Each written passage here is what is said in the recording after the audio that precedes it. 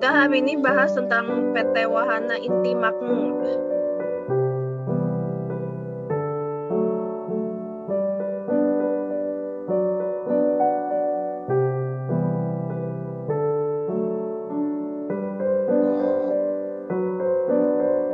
Oh, itu PT yang mau IPO dalam waktu dekat ini ya?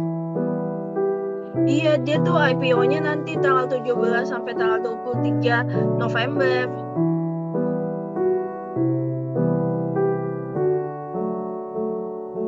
Terus perusahaan itu bergerak di bidang apa ya? Profil perusahaan kayak ini gimana? Tuh bergeraknya di bidang padi dan beras untuk yang utamanya. Selain itu ada penunjangnya itu buah-buahan dan sayur-sayuran. Oh, dia jadi usahanya itu bergerak di bidang perdagangan beras dan hasil bumi lainnya gitu ya? Iya, betul. Bahan pokok. Kalau produk-produknya, kalau di pasaran kita kenalnya seperti apa sih? Merek dia itu apa sih? Ya contohnya kayak beras buat tani yang di pasarinnya tuh kayak untuk Susi Hero.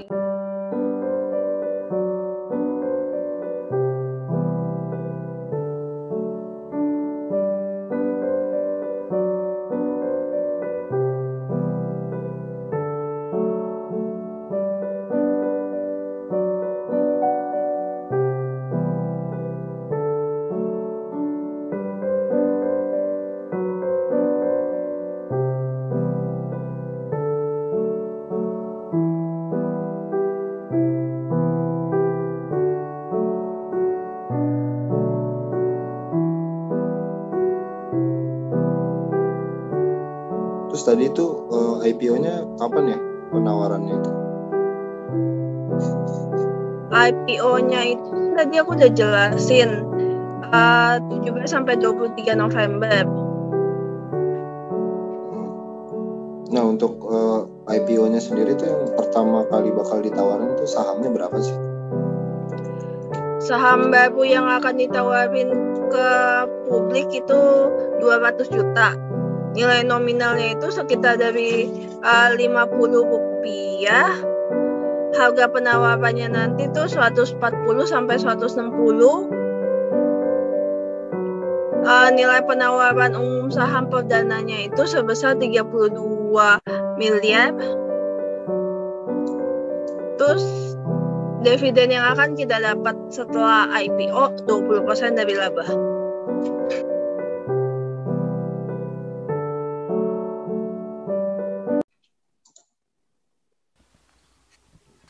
Wah, kalau untuk tingkat pertumbuhan ini gimana sih?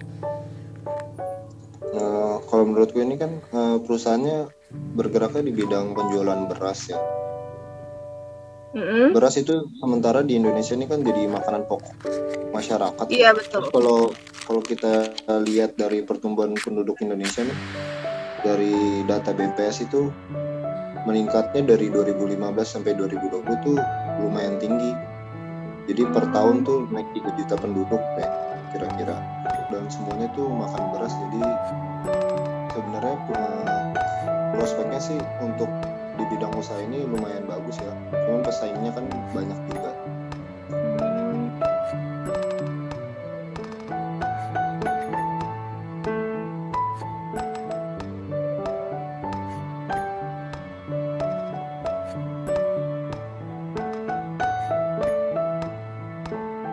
Terus kalau untuk kenapa Wahana Makmur ini rencana untuk IPO, dananya bakal digunain untuk apa ya? Ini kalau aku lihat dari prospektusnya sih, tujuan dari IPO ini rencana penggunaan dananya itu sekitar 11% nanti untuk pembelian kendaraan seperti truk, mobil box, motor untuk keperluan distribusi ya.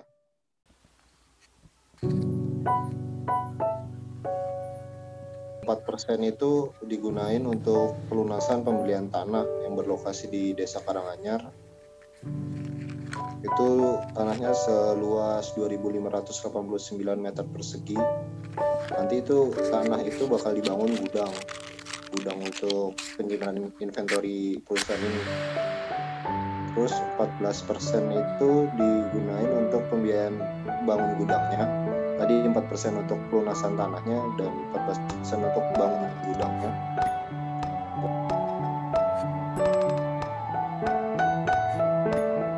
Sisanya itu nanti mau dipakai untuk modal kerja, jadi tambahan modal untuk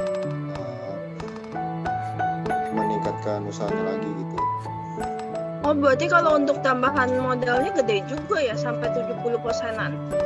Ya, jadi untuk penambahan asetnya sendiri kalau kita lihat dari tanah sama bangunnya itu 4 dan 14% tuh 18%, terus sama 11% untuk pembelian aset berupa mobil dan lain-lain, sisanya untuk tambahan modal kerja.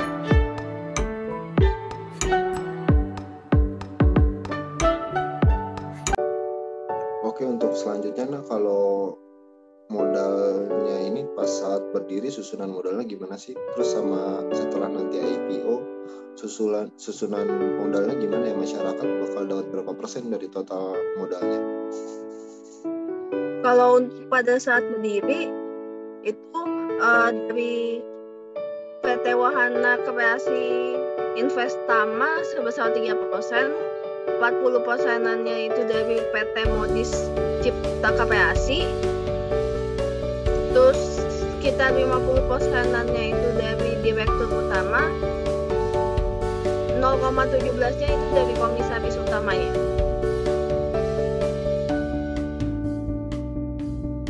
Setelah IPO, masyarakat bakal dapat sekitar 20,77% sahamnya dan nilai nominal untuk per lembar saham Rp50. Total jumlah saham yang bakal di IPO-in sebesar 200 juta, nilai nominalnya 10M. Gitu deh. Oh gitu, oke. Ya tadi kan sebelumnya kita udah sempat bahas tuh prospek ke depannya, kira-kira pertumbuhannya bagaimana. Kalau dari laporan keuangan secara realnya itu ke belakang, pertumbuhan perusahaan ini sampai 2021 gimana sih? Aku udah sempat lihat pertumbuhan perusahaan dari aset, liabilitas, ekuitas, sama penjualan. Dari asetnya sendiri, tahun 2019 itu sebesar 70%, 2020 dia turun jadi cuma 18%, 2021-nya itu naik jadi 100%-an.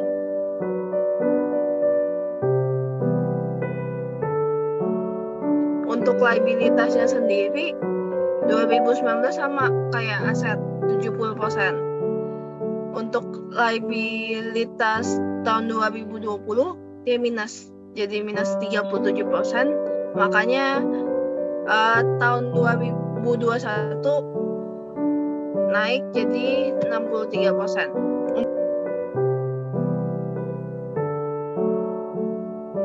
Untuk ekuitas dia juga setara dengan aset sama liabilitas.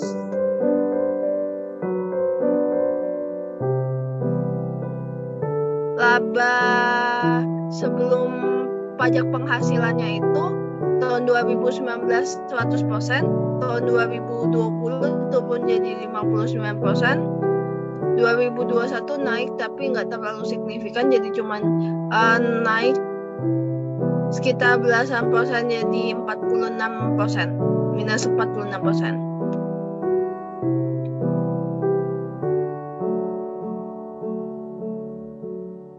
Untuk pertumbuhan aset, liabilitas, ekuitas, dan labanya itu sendiri.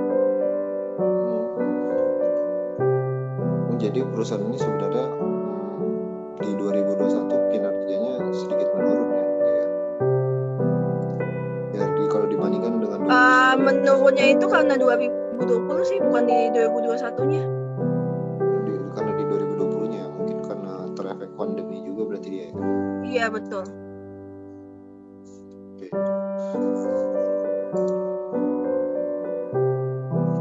Nah, kalau tadi dilihat dari pertumbuhan perusahaan ini begitu. Kalau untuk rasionya gimana ya? Rasio keuangannya. Kalau untuk rasio keuangannya itu liabilitas dibanding dengan total aset 2019 itu 0,68, di tahun 2020 turun, 2021 turun lagi jadi 0,29. Untuk ekuitasnya sendiri sama, jadi 2019 2,15, 2021-nya turun jadi 0,41. Dari aset lancar dibanding dengan liabilitasnya itu 2019 3,0, 2021 2,1. Selain rasio keuangan itu ada rasio usaha. Rasio usaha penjualan dibanding dengan laba-labanya. Jadi laba dibanding dengan penjualan tahun 2019 itu 26%, turun jadi di tahun 2021 jadi 22%. Untuk laba dibanding dengan ekuitasnya itu dari 2019 44%, 2021 cuma 1% doang. Untuk laba dibanding dengan aset 2019 14%, 2021-nya itu turun jadi 1%. Gitu deh, Pak. Untuk Puskasnya sendiri gimana ya, Pak? Untuk PT ini, untuk Puskas operasi, investasi sama pendataannya apakah naik atau turun? Gimana? Kalau dari prospektus yang aku baca ini untuk arus kas dari aktivitas operasinya itu dia tuh tiap tahun selalu penurunan kecuali di tahun 2019. Di 2019 itu dia ada kenaikan 398 juta dan untuk selanjutnya itu dia selalu menurun terus. Di 2020 turun 1,4 M dan di 2021 per 30 Juni itu arus kas dari operasinya itu minus 979 juta. Nah, untuk dari aktivitas investasinya sendiri itu sama nih, kalau yang aku lihat nih dia selalu ngeluarin uang untuk investasi. Jadi di 2019, 2020 dan 2021 tuh selalu minus. Kecuali di 2020 tuh per Desember dia ada kenaikan 558 juta. Kenapa naik ya untuk investasinya? Oh, kalau untuk investasi sih di prospektus ini penjelasannya itu ada penerimaan dari piutang pihak berelasi dia sebesar 890 juta. Oke, kalau untuk pendanaannya sendiri? Nah, kalau dari pendanaannya ya di perusahaan ini tuh yang menambah arus kas positifnya tuh kebanyakan dari pendanaan ternyata. 2018, 19, 2020 dan 2021 tuh selalu positif arus kasnya. Paling besar tuh di 30 Juni 2021 ini ada 16 miliar 550 juta. Pendanaannya itu tuh dari ada tambahan setoran modal tuh yang paling besar 17 miliar. Berarti ada tambahan modal sebelum IPO ya? Ya, jadi sebelum IPO ada peningkatan modal sebesar 17 miliar. Untuk yang terakhir, Pak, apakah udah bandingin perusahaan PT Nasi ini dengan PT-PT lain? Nah, untuk rasio-rasionya aku udah bandingin PT Wahana NT Makmur nanti setelah IPO dia tuh sahamnya akan namanya Nasi dengan PT Buyung Putra Sembada yang usahanya di bidang penjualan beras juga. Nah, di bursa itu dia kodenya Hoki, dan PT Palmas Rasi yang usahanya itu di bidang sembako tapi di bagian minyak goreng dia ya. yaitu PSGO. Nah, untuk EPS-nya sendiri nih, kalau dibandingin dengan Nasi, Hoki, dan PSGO itu, Nasi itu IPS-nya 1,72, Hoki itu IPS-nya 2, dan PSGO yang paling besar itu 4. Nah, untuk PER-nya, kalau untuk Nasi itu 93 kali, Hoki itu 121,57 kali, dan PSGO 54,30 kali. Untuk BV-nya sendiri, kalau Nasi itu 22,64, Hoki 69,17, dan PSGO 67.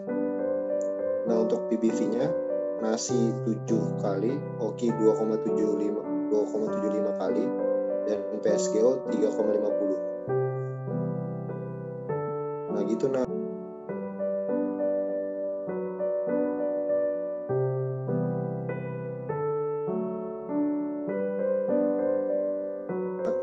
kira-kira kamu berminat nggak tuh kalau untuk ikutan beli IPO saham Nasi? Untuk jangka pendek sih berminat. Tapi kalau untuk jangka panjang, aku sih masih mikir lagi. Ya, aku juga gitu sih. Kayaknya untuk jangka pendek, selama awal-awal IPO ini, ya oke lah. Cuman kalau untuk jangka panjang kayaknya masih kurang. Hari ini kita kan udah bahas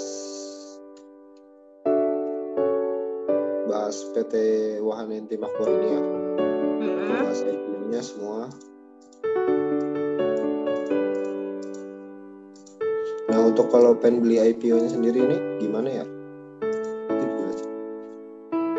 Kalau untuk beli IPO-nya sendiri, kita bisa download eIPO atau lewat Google, ketik eIPO, terus kita ketik nama PT yang kita beli sahamnya. Oke, terima kasih Mona untuk informasinya ya. Iya, terima kasih Pak.